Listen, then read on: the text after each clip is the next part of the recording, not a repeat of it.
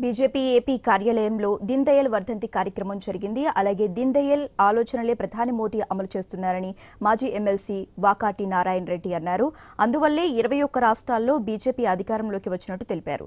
BJP శ్రేణులంతా Deen Dayal ఆలోచనలతో పనిచేస్తారన్నారు వాకాటి.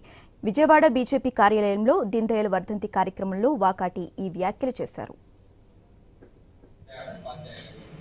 వర్ధంతి సందర్భంగా ఆయన గుర్తు చేసుకుని ఆయన ఏవైతే ఆలోచనలు ఉన్నాయో వాటిని అన్నింటినీ కూడా ఈ రోజు ఉన్నటువంటి వాళ్ళందరికీ కూడా తెలియజేయాలని, వాటితో ముందుకు వెళ్ళాలనేటువంటి సంకల్పంతో ఆయన యొక్క వర్ధంతిని మనందరం కలిసి రాష్ట్రమే కాదు దేశం అంతా కూడా కలిసి వాళ్ళ జరుపుకుంటూ ఉంటాం.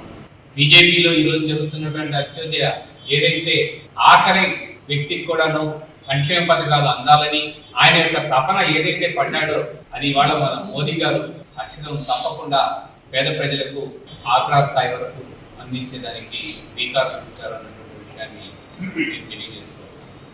దీన్ దయాళ్ ఉపాధ్యాయ యొక్క వర్ధంతి సందర్భంగా ఆయన గుర్తు చేసుకుని ఆయన ఏవైతే ఆలోచనలు ఉన్నాయో వాటిని